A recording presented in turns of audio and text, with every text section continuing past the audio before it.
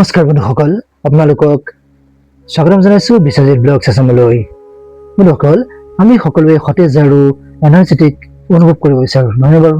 বিশেষকৈ গৰমৰ দিনত যেতিয়া আমাৰ শৰীৰ একেবাৰে ভাগৰুৱা যেন লাগে, মনটো অলপ শ্লাগিছ হৈ পৰে আৰু ছালখনো গৰমৰ বাবে অইলি, ইৰিটেটেড আৰু আনকমফৰ্টেবল অনুভৱ হৈ পৰে। কিন্তু প্ৰকৃতিৰ মাজতে এনে এটা এচেঞ্চিয়েল অইল আছে যাৰ সতেজ এৰোমা আৰু কুলিং সেন্সেশনে আপোনাক একেবাৰে ফ্ৰেছ সতেজ অনুভৱ কৰাব পাৰে। আজি আমি কথা পাতিব বিচাৰিছোঁ পেপাৰমিণ্ট অইল অৰ্থাৎ পুদিনাৰ তেলৰ বিষয়ে। এইবিধ এচেঞ্চিয়েল অইল পেপাৰমিণ্ট অইল এটা সুগন্ধি তেল নহয়। ইয়াৰ ৰিফ্ৰেছিং এৰোমা আৰু কুলিং সেন্সেশন আৰু এৰোমা থেৰাপিত ব্যৱহাৰৰ বাবে ই ৱেলনেছ আৰু বিউটি ৰুটিনৰ এটা জনপ্ৰিয় অংশ হয়। বন্ধুসকল, গতিকে ভিডিঅ'টো শেষলৈকে নিশ্চয় চাব, কাৰণ আজিৰ এই ভিডিঅ'টোত আমি জানিম পেপাৰমিণ্ট অইলে কেনেকৈ আমাৰ এই মন, আমাৰ শৰীৰক সতেজ অনুভৱ কৰাত সহায় কৰিব পাৰে আৰু ইয়াৰ লগতে আমাৰ ছালৰ বাবে ইয়াৰ কি বিশেষত্ব আছে, কি বিশেষ গুণ আছে আমাৰ ছালৰ বাবে, আৰু আটাইতকৈ গুৰুত্বপূৰ্ণ কথাটো হ'ল ইয়াক আপুনি কেনেকৈ সুৰক্ষিতভাৱে ব্যৱহাৰ কৰিব পাৰিব। এই পেপাৰমিণ্ট অইল আচলতে কি হয়? বন্ধুসকল, পেপাৰমিণ্ট অইল সাধাৰণতে মেন্থা ইনটু পেপাৰিটা অৰ্থাৎ পেপাৰমিণ্ট প্লাণ্টৰ পাতৰ পৰা, পুদিনা গছৰ পাতৰ পৰা এচেঞ্চিয়েল অইল হিচাপে তৈয়াৰ কৰা হয়। ইয়াত মেন্থল নামৰ এটা কম্পাউণ্ড থাকে, যাৰ বাবেই পেপাৰমিণ্ট অইল ব্যৱহাৰ কৰিলে ঠাণ্ডা বা আপোনাৰ কুলিং সেন্সেশন অনুভৱ হয়, ঠাণ্ডা ঠাণ্ডা অনুভৱ হয়। এই কুলিং সেন্সেশনটো আচলতে আমাৰ ছালৰ উষ্ণতা সঁচাকৈয়ে কমাই দিয়া মানেই নহয়। এই মেন্থলে আমাৰ স্কিনৰ, আমাৰ ছালৰ কুল সেন্সিটিভ ৰিচেপ্টৰ্ছ বিলাকত প্ৰভাৱ পেলোৱাৰ বাবে আমাৰ মগজুৱে ঠাণ্ডাৰ অনুভূতি লাভ কৰে। সেইবাবেই এই পেপাৰমিণ্ট অইলৰ বা ইয়াৰ ফ্ৰেগ্ৰেন্স বা টপিকেল প্ৰডাক্ট এই ধৰণৰ ব্যৱহাৰ কৰিলে আমি সতেজ আৰু ঠাণ্ডা বা কুল অনুভৱ কৰোঁ। পেপাৰমিণ্ট অইল আৰু freshness.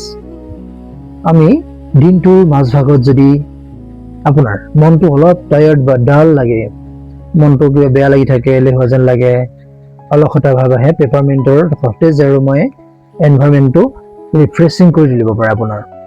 Aroma থেৰাপিত peppermint oil diffuser বা ইনহেলেশ্যন ব্লেণ্ডত ব্যৱহাৰ কৰা হয়। ইয়াৰ তীব্ৰ আৰু সতেজ ফ্ৰেগ্ৰেন্সে এলাৰ্ট আৰু ৰিফ্ৰেছ অনুভৱ কৰাত সহায় কৰিব পাৰে।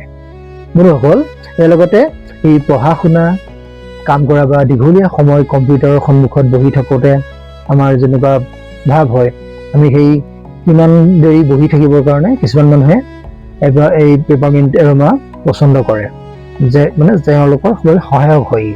কিন্তু মনত ৰাখিব এটা কথা, পেপাৰমিণ্ট অইল কোনো মেজিক এনাৰ্জি বুষ্টাৰ নহয়। ই কেৱল এৰোমাৰ জৰিয়তে সতেজ অনুভৱ কৰাত সহায় কৰিব পাৰে। এতিয়া আহোঁ আমি স্কিন কেয়াৰৰ কথালৈ। গৰমৰ দিনত আমাৰ ছালখন ঘামৰ পৰা চুৱেটি, গোটেই ঘামি তেলেতীয়া, অইলি আৰু আনকমফৰ্টেবল হৈ পৰে আমাৰ ছালখন। পেপাৰমিণ্ট অইলৰ মেন্থলৰ বাবে এই টপিকেল এপ্লিকেশ্যনৰ পিছত কুল সেন্সেশন পোৱা যায়। কিন্তু ইয়াত এটা অতি গুৰুত্বপূৰ্ণ কথা আছে, এইটো মনত ৰাখিব। পেপাৰমিণ্ট এচেঞ্চিয়েল অইল কেতিয়াও ডাইৰেক্ট বা আনডিলিউটেড অৱস্থাত ছালত লগাব নালাগে, এইটো মনত ৰাখিব, পাহৰি নাযাব। এচেঞ্চিয়েল অইল অত্যন্ত কনচেনট্ৰেটেড হয়। মই আগতেও কৈছোঁ, আগৰ ভিডিঅ'টো কৈছোঁ এচেঞ্চিয়েল অইলৰ বিষয়ে, আপুনি চাব, তাতো কৈছোঁ মই এনেধৰণৰ এচেঞ্চিয়েল অইলৰ কথা। ডাইৰেক্ট এপ্লিকেশ্যনে ইৰিটেশ্যন, বাৰ্ণিং সেন্সেশন বা এলাৰ্জিক ৰিয়েকশ্যন সৃষ্টি কৰিব পাৰে এই ডাইৰেক্ট লগালে। সেয়েহে যদি টপিকেল ইউজ কৰিব বিচাৰে, তেন্তে উপযুক্ত কেৰিয়াৰ অইলৰ সৈতে অতি কম কনচেনট্ৰেশ্যনত ডিলিউট কৰি ব্যৱহাৰ কৰাটো অধিক সুৰক্ষিত পদ্ধতি ইয়াৰ বাবে। চেন্সিটিভ স্কিন থাকিলে বিশেষভাৱে আপুনি সাৱধান হ'ব, আপোনাৰ যদি স্কিন চেন্সিটিভ হয়। পেপাৰমিণ্ট অইল হেয়াৰ কেয়াৰ ৰুটিনতো ই জনপ্ৰিয় হয়। ইয়াৰ কুলিং সেন্সেশনে আপোনাৰ স্কাল্পক, আমাৰ যিটো চুলিৰ গুৰি হয়, সেই স্কাল্পত ৰিফ্ৰেছিং অনুভূতি দিব পাৰে। কিছুমান ৰিচাৰ্চত পেপাৰমিণ্ট অইল আৰু হেয়াৰ গ্ৰোথৰ মাজত সাম্ভাৱ্য সম্পৰ্কৰ কথা লেবৰেটৰী বা এনিমেল ষ্টাডিজতো দেখা গৈছে। কিন্তু এই কথাটো মনত ৰখাটো অতি প্ৰয়োজনীয় যে মানুহৰ ক্ষেত্ৰত হেয়াৰ গ্ৰোথ নিশ্চিতভাৱে বৃদ্ধি কৰে বুলি ক'বলৈ অধিক হাই কোৱালিটিৰ ৰিচাৰ্চৰ প্ৰয়োজন হয়। সেয়েহে পেপাৰমিণ্ট অইলক হেয়াৰ লছৰ গ্যাৰাণ্টি ট্ৰিটমেণ্ট হিচাপে কেতিয়া ধৰি নল'ব আকৌ দেই, এইটো ভুল নকৰিব। এই পেপাৰমেণ্ট অইল হেয়াৰ লছৰ গেৰাণ্টি ট্ৰিটমেণ্ট নহয়। যদি স্কেল্পত আপোনাৰ ব্যৱহাৰ কৰে তেন্তে কেৰিয়াৰ অইলৰ সৈতে ডিলিউট কৰি প্ৰথমে পেষ্ট টেষ্ট কৰি ল'ব। টেষ্ট নকৰাকৈ নকৰিব। এটা সহজ কুলিং ৰুটিন। আপুনি পেপাৰমেণ্ট অইলৰ ৰিফ্ৰেছিং এক্সপিৰিয়েঞ্চ ল'ব বিচাৰিলে ডিফিউজাৰ ব্যৱহাৰ কৰিব পাৰে। আপুনি ডিফিউজাৰত মেনুফেকচাৰাৰে দিয়া ৰিকমেণ্ডেড এমাউণ্ট ফ'ল' কৰি ল'ব।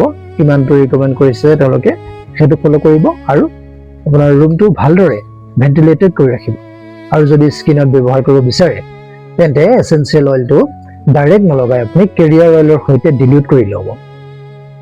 আৰু যদি আপুনি প্ৰথমবাৰৰ বাবে ব্যৱহাৰ কৰিছে তেন্তে প্ৰথমবাৰৰ বাবে ব্যৱহাৰ কৰাৰ আগতে সৰু অংশত পেষ্ট টেষ্ট এটা কৰি ল'ব। নিশ্চয় কৰাটো জৰুৰী হয়। বন্ধুসকল, নেচাৰেল বুলি ক'লে সকলো বস্তু সকলোৰে বাবে ছেফ নহয়। কেতিয়াও সেইটো ভুল হ'ব কোৱাটো। কেতিয়াও সকলোৰে বাবে ছেফ নহয়। নেচাৰেল হ'লেও পেপাৰমেণ্ট এচেঞ্চিয়েল অইল ব্যৱহাৰ কৰোঁতে কেইটামান কথা আপুনি সদায় মনত ৰাখিব। এইটো মনত ৰখাটো উচিত। প্ৰথমতে আপোনাৰ চকু, নাকৰ ভিতৰ বা মুখৰ দৰে এই চেঞ্চিটিভ এৰিয়াৰ পৰা দূৰত ৰাখিব ইয়াক। দ্বিতীয়তে হ'ল আপুনি ডিলিউট নকৰাকৈ বা আনডিলিউটেড পেপাৰমেণ্ট অইল ছালত নলগাব, কেতিয়াও ডাইৰেক্ট নলগাব। তৃতীয়তে, যদি আপোনাৰ চেঞ্চিটিভ স্কিন থাকে তেন্তে বিশেষ সাৱধান হ'ব আৰু পেষ্ট টেষ্ট কৰিবই, টেষ্ট নকৰাকৈ নলগাব। চতুৰ্থতে, এচেঞ্চিয়েল অইল পান কৰিব বা খাব নালাগে যদিহে কোনো কোৱালিফাইড হেল্থ কেয়াৰ প্ৰফেচনেলে বিশেষভাৱে আপোনাক পৰামৰ্শ নিদিয়ে। পৰামৰ্শ নিদিয়ালৈকে আপুনি খাব নালাগে। যদি পৰামৰ্শ দিছে আপোনাৰ প্ৰফেচনেলে কোনো, তেতিয়া বেলেগ কথা, তেতিয়া কোনো প্ৰব্লেম নাই। আৰু সৰু ল'ৰা ছোৱালী বা সৰু শিশু, বিশেষকৈ ইনফেন্টছৰ ক্ষেত্ৰত পেপাৰমেণ্ট অইল ব্যৱহাৰ কৰাৰ আগতে চিকিৎসক বা কোনো কোৱালিফাইড প্ৰফেচনেলৰ পৰামৰ্শ লোৱাটো অতি গুৰুত্বপূৰ্ণ হয়। আৰু ইয়াৰ লগতে যদি প্ৰেগনেঞ্চি অৱস্থাত বা গৰ্ভৱতী বা ব্ৰেষ্ট ফিডিং কৰি আছে, কেঁচুৱাক বাচ্চাক গাখীৰ খুৱাই আছে তেন্তে ব্যৱহাৰ কৰাৰ আগতে হেল্থ কেয়াৰ প্ৰফেচনেলৰ পৰামৰ্শ লোৱাটো উচিত হ'ব। ইয়াৰ বাবে পেপাৰমেণ্ট অইলৰ আটাইতকৈ বিশেষ দিশটো হ'ল ইয়াৰ সতেজ এৰোমা আৰু কুলিং সেন্সেশ্যন। ই আপোনাৰ ডেইলি ৱেলনেছ ৰুটিনত এটা ৰিফ্ৰেছিং টাচ যোগ কৰিব পাৰে। আপোনাক ৰিফ্ৰেছিং কৰি তুলিব পাৰে, মন মগজুক সতেজ কৰি তুলিব পাৰে। কিন্তু এচেঞ্চিয়েল অইল ব্যৱহাৰৰ ক্ষেত্ৰত এটা কথা সদায় মনত ৰাখিব, more is not always better। অৰ্থাৎ বেছি পৰিমাণে ব্যৱহাৰ কৰিলেই বেছি বেনিফিট পাম বুলি ভাবিব নালাগে। বহুতে এনেকুৱা কৰে যে মই ইমানকণ অকণমান লগাইছোঁ যেতিয়া ভাল হৈছে আৰু সৰহকৈ লগালে আৰু ভাল হ'ব। এইটো ভাৱ বহুতৰে মনলৈ আহে, প্ৰায় মানুহৰে মনলৈ আহে। গতিকে এইটো নকৰিব। সঠিক ডিলিউশ্যন, সঠিক পদ্ধতি আৰু নিজৰ স্কিন টাইপ অনুযায়ী ব্যৱহাৰ কৰাটোহে আটাইতকৈ গুৰুত্বপূৰ্ণ কথা। গতিকে পেপাৰমেণ্ট অইল আপোনাৰ বিউটি বা ৱেলনেছ ৰুটিনৰ এটা ৰিফ্ৰেছিং অংশ হ'ব পাৰে, কিন্তু ইয়াক সঠিক আৰু সুৰক্ষিতভাৱে ব্যৱহাৰ কৰাটো অত্যন্ত প্ৰয়োজনীয় কথা। আজিৰ ভিডিঅ'টো যদি আপোনাৰ ভাল লাগিছে, অলপ হ'লেও আপোনাৰ সহায়ক বুলি ভাবিছে, তেন্তে এটা লাইক কৰিবলৈ নাপাহৰিব। নিশ্চয় লাইক কৰিব ভিডিঅ'টো, লগতে আপোনাৰ বন্ধু বান্ধৱী তথা পৰিয়ালৰ সৈতে ভিডিঅ'টো শ্বেয়াৰ কৰি দিব। তেওঁলোকো ইয়াৰ পৰা উপকৃত হ'ব পাৰিব। এনেধৰণৰ healthy lifestyle, beauty tips, natural wellness আৰু চেল্ফ কেয়াৰ বিষয়ৰ ভিডিঅ'জ পাই থাকিবলৈ বিশ্বজিৎ ব্লগছ আছাম চেনেলটো এতিয়া ছাবস্ক্ৰাইব কৰি লওক আৰু লগতে ইয়াৰ বেল আইকনটো দবাই দিয়ক, অন কৰি দিয়ক বেল আইকনটো, যাতে ইয়াৰ নটিফিকেশ্যন আপুনি পোনপ্ৰথমে লাভ কৰিব পাৰে। আৰু কমেণ্টত জনাবচোন আপুনি আগতে কেতিয়াবা পেপাৰমেণ্ট অইল ব্যৱহাৰ কৰিছে নেকি। আজিলৈ ইমানেই বন্ধুসকল।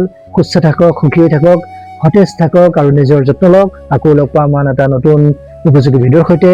আশা কৰোঁ বিশ্বজিৎ ব্লগছ আছামৰ সৈতে সদায় থাকিব আপোনালোক। এইদৰে লগ পাই থাকিম। ধন্যবাদ। জয় আই অসম।